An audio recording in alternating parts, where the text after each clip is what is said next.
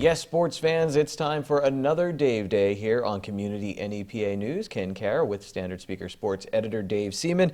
And Dave, quite an accomplishment for Hazelton Area High School field hockey player Jill Bookman. She gets 100 points in her career. Only the sixth player in Hazelton Area High School history to do that, and that's crazy considering how many good players have come out of that program. We have such a rich region for field hockey in our area. We had the pleasure of sitting down with Jill at when she was at track practice, Dave, last year for the Good Sports podcast. If you're at home, you should probably check that out. It's on the SSP TV website and also the Standard Speaker website. She kind of talked about how her track career helps out her field hockey career, just how motivated she is too. She was third at the District 2 AAA track and field meet in the 400 dash this past season and having another great field hockey season. So are the Lady Cougars, Dave, and you even mentioned their head coach, Mary Kelly, had some very high praise for her. Yeah, she called her one of the top athletes to come out of Hazelton Area High School, male or female, and it's hard to argue with that when you see the success that she's had on the track and in field hockey. And field hockey, you got to remember too, the last couple of years haven't been great for the Lady Cougars. She's been the marked person for opponents, so opponents know that she's going to be in the middle of the action all the time, so they're going to put their best defenders on her. Still, she's been able to get this accomplishment halfway through her senior year, and the Lady Cougar field hockey team itself is doing very well too. And Jill would be the first person to tell you that she's more happy with the team success than she is as an individual. So keep up with the Lady Cougars and the Standard Speaker. We're going to have a feature on Jill Bookman as well here. We'll have it on SSP TV News in the coming weeks. Dave, North Schuylkill and Tamaqua played in a great football game. North Schuylkill comes out with the win, and I keep saying it every time I mention the Spartans, just running wild. I mean, and that's their brand of football. They're like Wisconsin with the offensive linemen, and they have some talented backs as well with Zach Chowanski. There's also Jaden Leiby at quarterback, Jake Green, just to name a few. They kind of take control of the Schuylkill League Division I race. I shouldn't really say that because Pottsville's there, and they're looming at the end of the season for the Spartans, but for right now, North Schuylkill looking very good. Yeah, you talk about North Schuylkill, the offensive line's always, it's been a strength the past few years, but when you have running backs the size of a Chowanski, a 210-pound running back, and he's following lead blockers, not only the offensive line, but fullbacks, and Tyler Elsdon, a 230-pounder, and I'll take Tyler Elsdon out of the game and you put Jake Green in the game.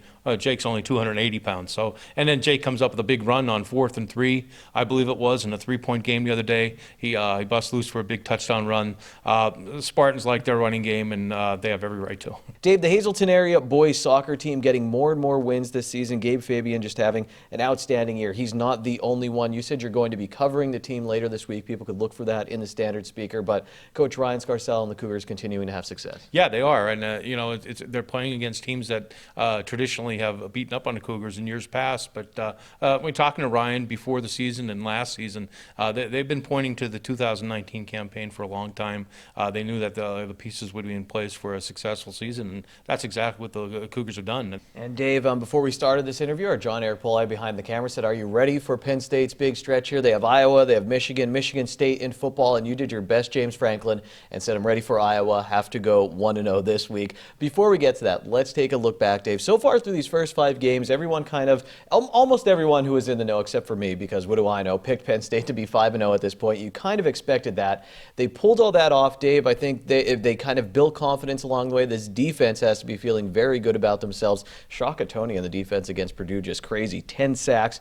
And I think the offense has been, there's been some inconsistency, but they haven't made too many huge errors yet. Sean Clifford, I think, has been outstanding, and the running back by committee has been working. Yeah, I like, too, the fact that they've been able to break out to big leads in the past few games, and that puts pressure on the opposing offenses to make perfect plays, perfect drives, and it's going to be hard to mount a drive against this Penn State defense. I think you go back to the Pitt game, that goal line stand. I think if you're looking at a signature moment right now, it's that goal line stand and turning Pitt away, and again at the end of that game as well, Pitt's trying to make a last gasp effort there. The Lions turned them away, and I think that just shot the confidence level way up.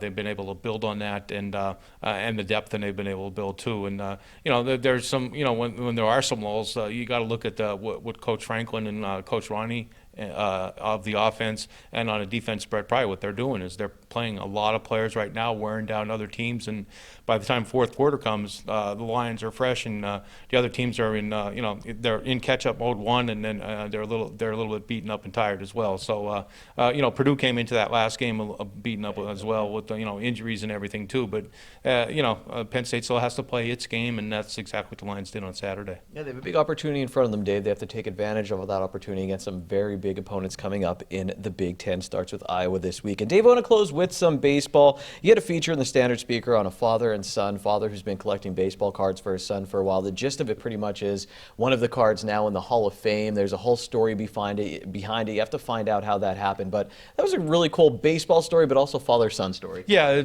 I've told people too. They're enjoyable stories. There's no pressure of a win or a loss. It's a joy. The father spreading his love of the game, enthusiasm for the game with his son. Well, remember to read Dave's work in the Standard Speaker. Thank you, Dave. We always appreciate your time. Another Dave Day in the books.